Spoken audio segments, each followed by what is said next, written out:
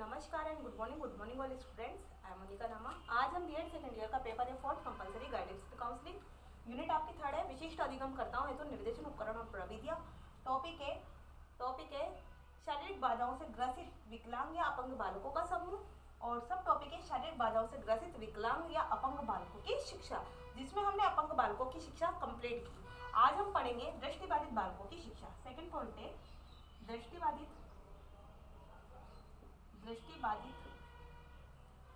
बालकों की शिक्षा। दृष्टिबाधित बालकों की शिक्षा। अब दृष्टिबाधित बालकों की शिक्षा में भी दो प्रकार के बालक होते हैं। दृष्टिबाधित बालक दो प्रकार के होते हैं। एक तो होते हैं संपूर्ण दृष्टिबाधित बालक, संपूर्ण दृष्टिबाधित बालक, संपूर्ण दृष्टिबाधित बालक यानी कि संपूर्ण अंधे बालक, ठीक है। और दूसरा होता है आंशिक दृष्टिबाधित बालक, आंशिक दृष्टिबाधित बालक।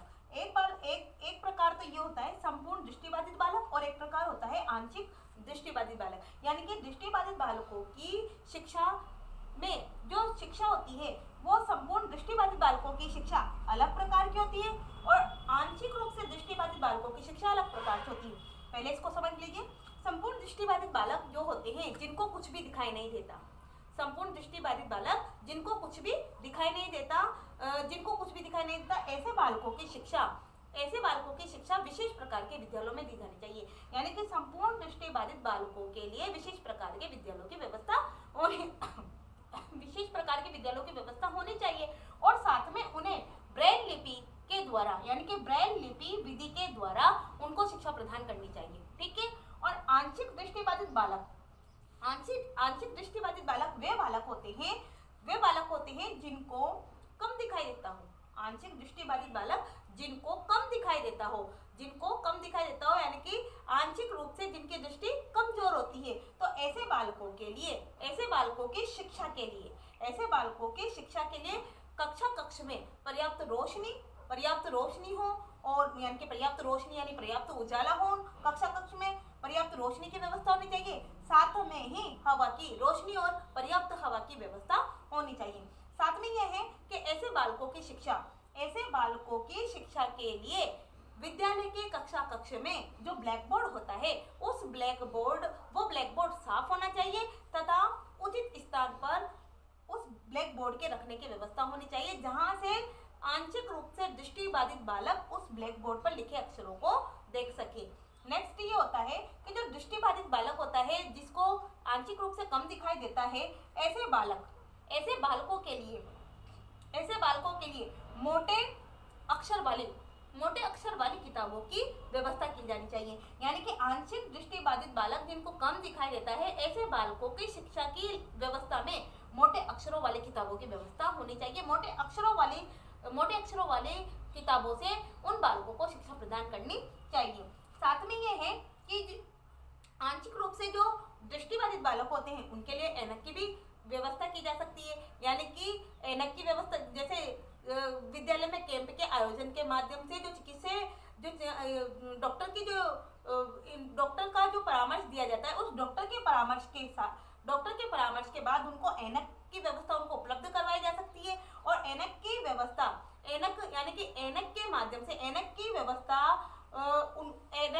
के माध्यम से उनको शिक्षा उपलब्ध करवाई जा सकती है।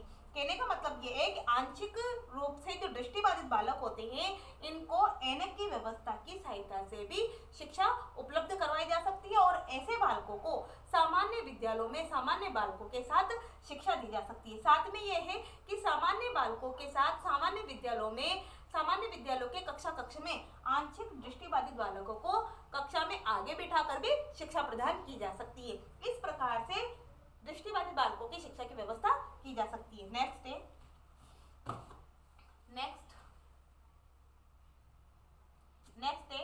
बधिर बालकों की शिक्षा। थर्ड पॉइंट है बधिर बालकों की शिक्षा। बधिर बालकों की शिक्षा भी दो तरह के बालक होते हैं। बधिर बालक भी एक तो होते हैं संपूर्ण बधिर बालक, संपूर्ण बधिर बालक, संपूर्ण बधिर बालक जिनको कुछ भी सुनाई नहीं देता। संपूर्ण बधिर बालक ऐसे बालक होते हैं जिनको बिल्कुल भी सुनाई नहीं देता, जिनको कुछ भी सुनाई नहीं देता, संपूर्ण बधिर बालक कहलाते।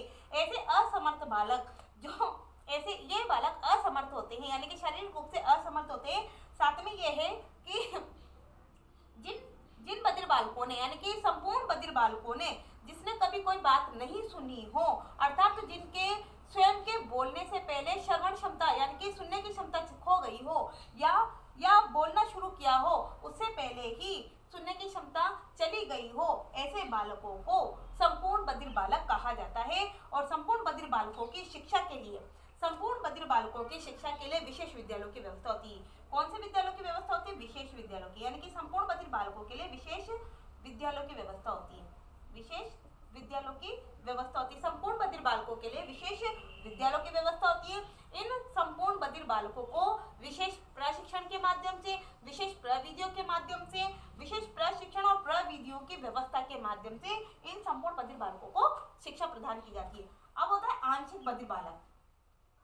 आंशिक बधिर बालक, आंशिक बधिर बालक, आंशिक बधिर बालक वो होता है, आंशिक बधिर बालक, आंशिक बधिर बालक वो होता है जिसको आंशिक रूप से यानी कि कम सुनाई देता हो, कम सुनाई देता हो। ऐसे बालकों की शिक्षा के लिए, जिन बालकों को कम सुनाई देता हो, ऐसे बालकों को सामान्य विद्यालयों में सामान्य बालकों के साथ मशीनी उपकरणों का प्रयोग करके, यानी कि कान की मशीन का उपयोग करके सामान्य बालकों के साथ आंशिक बधिर बालक को शिक्षा दी जा सकती है। यानी कि आंशिक बधिर बालकों की शिक्षा के लिए सामान्य विद्यालय के सामान्य छात्रों के साथ, सामान्य विद्यालयों के कक्ष में उनको कान की मशीन का उपयोग करवा के, कान की मशीन की व्यवस्था करवा के इन आंशिक बधिर बालकों को शिक्षा दी जा सकती है। साथ में यानी कि शिक्षा की व्यवस्था की जा सकती है। साथ में यह होता है कि आंशिक बधिर बालक, आंशिक रूप से बधिर बालक, जो आंशिक रूप से बधिर बालक होते हैं उनके लिए विशेष विद्यालयों की व्यवस्था नहीं होती है, जबकि संपूर्ण बधिर बालकों के लिए विशेष विद्यालयों की व्यवस्था होती है। और आंशिक बधिर बालकों के लिए संपूर्ण विशेष विद्यालयों की व्यवस्था नहीं होती है, बल्कि सामान्य विद्यालयों में सामान्य विद्यार्थियों के साथ इन बालकों के शिक्षा की व्यवस्था की जा सकती है। साथ में यह है कि जो आंशिक बधिर बालक होते हैं, वो आंशिक बधिर बालक अध्यापकों के होठों को देखकर तथा संकेतों के माध्यम से, यानी कि अध्यापकों के होठों के माध्यम से, अध्यापकों के संकेतों के माध्यम से, हाव भाव के माध्यम से पढ़ाई हुई विषय वस्तु को समझ लेते हैं। यानी कि आंशिक रूप से जो बधिर बालक होते हैं वो अध्यापक के होठों के माध्यम से, संकेतों के माध्यम से, हाव भाव के माध्यम से अध्यापक द्वारा पढ़ाई हुई विषय वस्तु को वो समझ लेते हैं। साथ में अध्यापक को भी ऐसे बालकों को, अध्यापक के द्वारा भी ऐसे बालकों को प्रोत्साहित किया जाना चाहिए और साथ में ऐसे बालकों के साथ सहानुभूतिपूर्ण व्यवहार करते हुए उनको शिक्षा प्रदान करनी चाहिए। तो ये हुआ आपका बधिर बालकों की शिक्षा, दृष्टिबाधित बालकों की शिक्षा, अपंग बालकों की शिक्षा का टॉपिक कंप्लीट हुआ। नमस्कार।